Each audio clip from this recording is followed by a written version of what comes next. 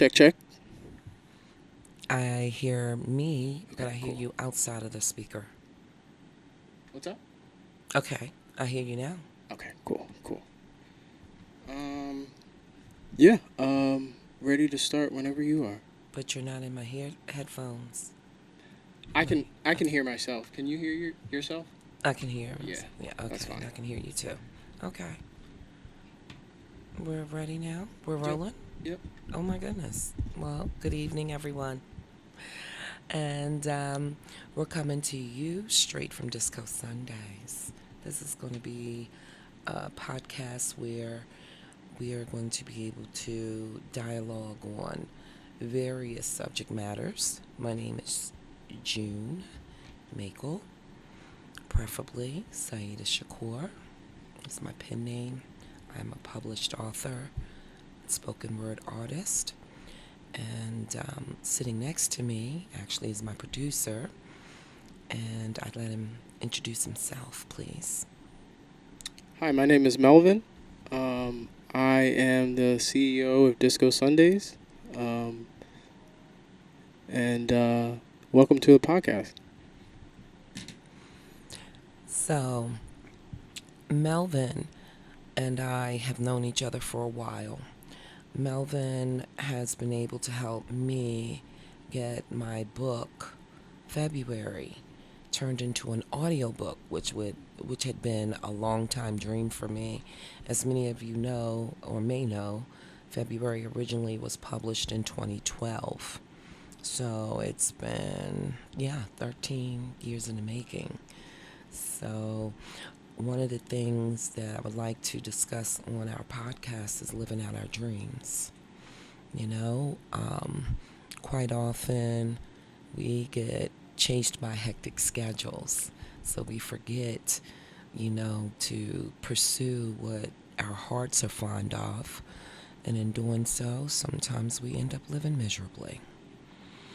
One of the things I'd like to create in this forum is a safe space for people to be honest and talk about their concerns, no matter how big, how small, and please keep it respectful. Before we proceed, I do want to also discuss how important it is when you have friends, lifelong friends. And again, as I mentioned, Melvin and I have known each other a very long time. And that is because he is the son of one of my dearest friends, longtime friends. She's more than a friend to me, actually. She's what I call a sister from a different mister and another mother. Her name is Dana Thomas. She's over in the corner, just chilling. So she's very humble. We're not going to put her on air, but as always, I like to let her know how much I appreciate her and her support because, again, as I said, childhood friends. We met in Head Start. I was 3 years old, she was 4. And one day we'll sit back and share some of our experiences that we had growing up during childhood and into our blooming season that we're in now. So, going back to living out our dreams. When I originally decided that I was going to perform as a spoken word artist, it didn't just happen overnight. At the time, I was employed at an online university, and one of my colleagues had mentioned that she was going to do a fundraiser for the homeless, and at this point in time, it was during Thanksgiving, and this was around 2011. 2011, 2012, and she was in search of some performers, and she asked around in the office if there was anybody or anyone who would be interested. And it just so happened around that same time the company had a talent show. So I performed with a colleague. We did like a karaoke rendition of oh gosh, what was the song? The Isley Brothers. And Anyway, throughout that little concert, if you would, different people in the office started coming up afterwards and commenting on how lovely my voice sounded. And she happened to be one of the people that came over and asked if I would like to do it at her charity event. And I said no. She's like, no, how could you say no to me? Your voice will be fine. I'm like, I'm shy, to sing around people. I only did this for fun. I knew I wouldn't be judged. So she's like, you won't be judged. It'll be a worthy cause.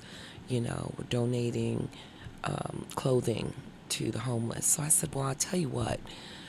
I like poetry. Could I perform a poem? And she's like, oh, that'll be fine. That'll be fine. Fast forward, we end up having this charity event downtown at the Locker Room was the name of this venue, and it turned out to be quite successful. Plenty of artists showed up. The donations were incredibly phenomenal, and with that, I began living out one of my dreams. And over time, I wanted to write a book, have the book published, travel all over to different venues. I was able to do that until I had an episode with my health. So since then, I've been on the road to basically living clean, as they say, when you try to stay away from junk food and all the poisons that are out here. And in doing so, I've returned back to alternative medicine, and whereby I graduated from Baltimore School of Massage. So technically, I am a massage therapist. I do reflexology and some chakra energy work. I'm also looking to learn more about various herbs because I'm definitely into natural healing. With that said, I still listen to what my doctor, my primary care, says to do as well, and I hope you all are as well. We will have a show one day that will focus on health for those 50 and over, men and women alike. Because I find most of the friends that I have in this age group, regardless of gender, our health is our wealth. So I'm going to pause for a moment because some of you might see my green drink sitting here. This is a mixture of sea moss, soursop, and moringa seed. It was created by a guy named Musa, who you can find at the Patapsco Flea Market in Baltimore City. Musa has a stand where he sells organic products. So I usually get this in a gel that you take by tablespoon once daily. I tried this time because the one that I wanted was out. So this actually is delicious. It has a lime taste, and in drinking it, it handles proper digestion, de-inflammation, and so for anybody out there who may need some kind of ailment relief, go down and check him out. He also sells other items such as shea butter, and he has a food truck. So big shout out to Musa. And another topic that we will have on this podcast is promoting black businesses. Perhaps I could have some guests come in eventually as we build in this arena. And with that being said, I want to ask Melvin. Melvin, I know that you are currently living out your dream of being a producer. And could you speak to the audience about what's gotten you to the point you're at now? Persistence. I would say persistence. Just staying with it, keeping with it, even when things are down, even when even when life happens. The reward for everything is if you stay persistent. If you stay persistent, things will start to come to you, and that's why a lot of people um, fall. I don't want to say fall off, but they're not consistent, or they find something else to do. Is because you just have to stay persistent no matter what, and that's that's just what I believe. I I I live out my dream. I try to live out my dream with this studio, but there's highs and lows, just like everything else in life, and you have to learn how to work through it. You have to have backup plans, and I was listening to um, another Instagram post um, by Jonathan Ball recently, and he said that certain places like Baltimore don't have enough talent retention, and which means they don't have an outlet for talent to shine, Mm, like California, like in Atlanta, like a hot spot like that, and so here I would say it's pretty difficult. Like it's more difficult than those places because you have more people trying to do the same things over there, and whereas here, um, as I said, there's not enough talent retention sometimes. So like, and that's going back to persistency. Since you don't have that talent retention or talent outlets around, it gets kind of stagnant. So, yeah. and people don't stay with what they're doing. So that's my little rant for now. No, that's great because I think sometimes people are under the perception that, I'll go out here to open mic night and I'll be discovered, Right. or, you know, I'll be at a talent show somewhere and because my light shines so bright, and maybe that'll be true, but the thing is, nothing comes easy to anyone.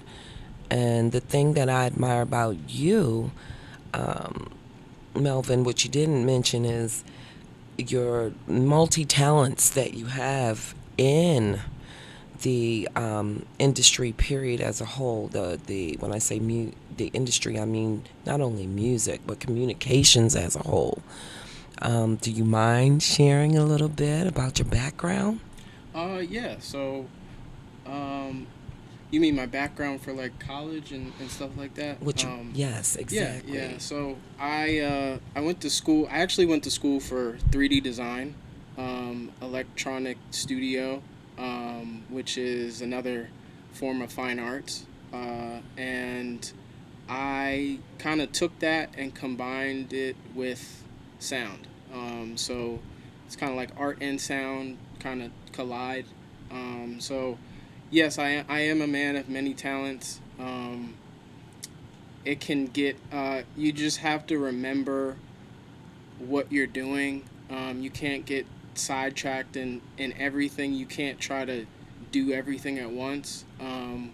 When you're doing a certain thing, you have to put your thinking cap on and and lock into what you're doing. So yeah, I do graphic design. I do 3D modeling, a lot of different forms of art.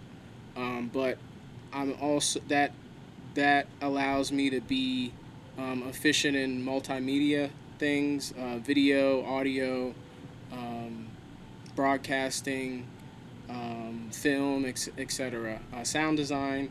So yeah, I just try to combine art and sound together, both of my backgrounds, and I was fortunate enough to go to American University to get my master's in audio technology. But to be truthful, I've always been doing audio ever since I was in undergrad. I still did audio. I started out at LaSalle University. I ran a studio there, and unfortunately, I was kicked out because I wouldn't share any of my music. I was very particular about what I was doing because at that time, you still have to process the learning aspect of everything. So everything's not gonna sound as good as you want it the first time, and that's where persistence comes back. That word is you have to stay with it. So ever since then, I stayed with multimedia. I actually played soccer as well in college, but ultimately I chose this instead of soccer. I just felt like this was more rewarding, and I was better. I was a little better at this than soccer. My mom probably would disagree or something like that, but I you know I just saw more reward in this. I saw ahead what I could do, and I just stuck with it. So yeah, art and sound, basically collide. I designed the logo that you see behind me. I am the founder of Disco Sundays. I make sure all the media. We do live performances as well, so that's involved with video and audio. So I touch on a lot of different things. I'm a man, like a jack of all trades. I hate that word, but master of many. So and that proves because I got my master's in fine arts. So yeah, that's a little bit about me. And yeah, the bottom line is to stay persistent because you never know what may happen, and reach your goals. Everything might not sound as good the first or second time, but after that, if you stick with it, you'll get better. I mean, you have to. So yeah, that's just what I believe. And I'm so glad that you chose this path because, like, the more we talk, the more I learn about you, and I'm like truly fascinated. Some of the things you just shared, I didn't even know. So, like, my nephew, Seven, Seven, he's deep into his music and creating, and I mean, like, every day he's wanting to make a song. But the thing that I want him to have knowledge about is this, like the behind the scenes, and like you're saying, it's not going to just go your way first time around, nor is it going to just be easily, Yeah. And when younger folks than you, who are like my nephew's age, 14, 15, and they're like in high school, what would you say to those that are, they know that that's their passion, okay, like music and communication is their passion? Are there any pointers that you can give? First, that I would say, be prepared to fall. You're gonna fall a lot of times, but like the reward is getting back up and taking the punches. I remember when I was in school in college, and I was in a beat contest for Howard. I was in like a beat production contest, and one of the things that we had to do was we had to find a video online, or we had to make a video with that production. And I decided, I was like, hey, like I already have the background in it. Why not just design my own video? And so I did, and it failed miserably. Like it failed miserably. I wasn't expecting you to say that. But the beats were good and everything like that in the contest. But the video was just, it wasn't great. Like, it wasn't my best work, and those kind of things you gotta accept, okay, and you gotta move on, and but at the same time you gotta have one ear, as I say, one ear in the streets. You gotta know like what people like and what people don't like. You have to have a little bit of background in that, because like at the end of the day, you don't want to make you don't you want to make art for yourself, but you want other people to engage in your art or whatever you're doing. So the number one goal is you have to relate it to people in some way, shape, or form. That's why all the best songs, kind of come from relating. You know, so and it's just about and at the same time, somewhere down your path, you're gonna have to decide whether you want to do this just for yourself or whether you want to take care of this as a business and be able to grow and make money from it. And I've had that talk with a lot of people. Like for an example, there was a person, a poet. He came in here and he was a poet, and he practiced. He was a 5%er actually, so pretty radical.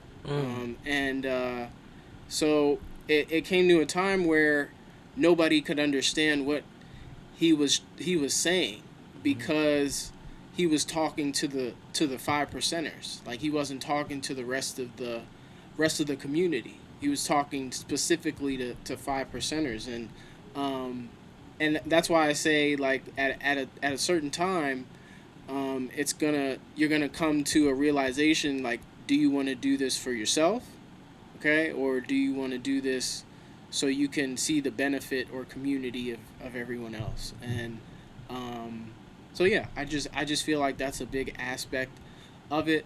Of course, you can do art for yourself. I mean, there's people that draw and make art and do things for themselves, and you never see the light of day. Like the paintings or anything like that will never see the light of day, for whatever reason. Maybe they don't want to share it with people, or maybe they're shy. Erica Badu said, I'm sensitive about my shit. Like, she said that. So some people are really sensitive. So Right, that's true. but at the end of the day, it's going to come to a time where you say, okay, do I want to do this for myself, or do I want to take it and make it global or community wide? And I feel like that's one of the biggest aspects of what we do right now, art wise, because art is a form, that you can either do it yourself, or you can grow from it, or you can make a business from it. And yeah, that choice, has to be made in some point in time. I like how you started out with the fact to expect failure, Yeah, okay? Because that's real talk, yeah, and then, like you had mentioned before, you have, you know, whether you're in competition or not, you still, when it comes to art, you're up against various talents and minds of creativity, and I know there's been plenty of time.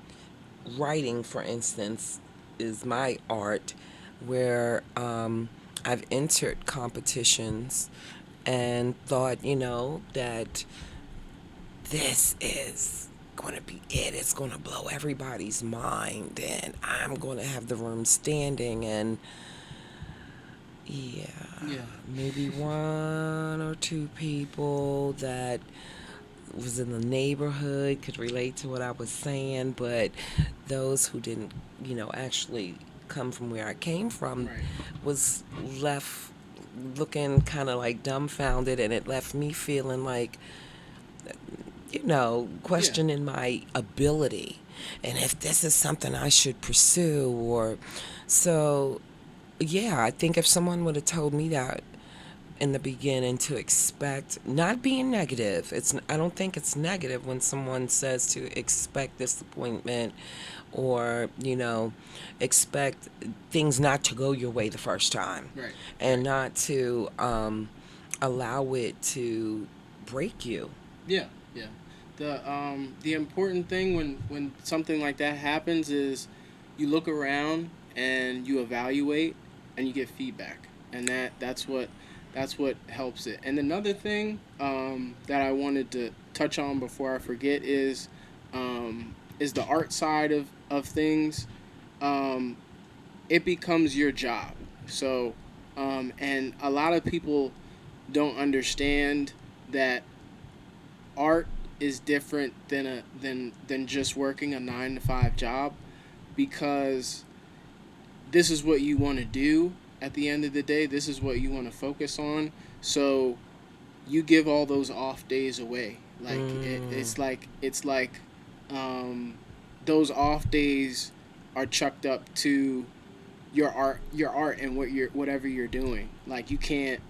There's no more off days anymore. Like there's and that's what I had to realize a lot, because I mean I was never the one to like take an off day or things like that. I've always kept moving, but it's just like like a sport or things like that. Like you have sacrifices, and a lot of the sacrifice in art and sports is time. mm, Time with your family, time with your friends, time with whoever. You're sacrificing that to be great at what you do, and it's a push and pull thing, because it's selfish. Like you could call it selfish in a mm, way, because you're all about you, but at the end of the day, it's when that converts over, and when you get a Grammy or something like that, and you think of all the time that you spent doing whatever you were doing, and then you break down and cry or enjoy, because like you sacrificed all that time to get where you were. And fulfillment. yeah, and that's Hmm. the name of the goal. I would definitely tell the younger generation that as well.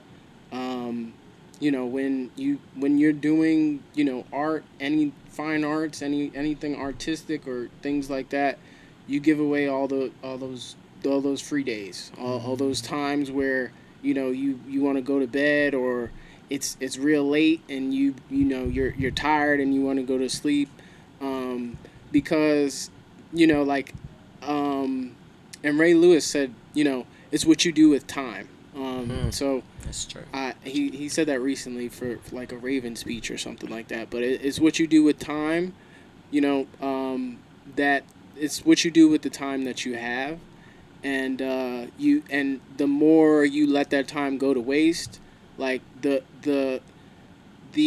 you're leaving things on the table. Like you could be, if you want to be the best at your craft and what you're doing, then you have to use all that time to your advantage. And yeah, that's what I believe as well. You took my thought when you were saying it in the middle of losing time. I was like, you're losing time to hone your craft. Right. Right.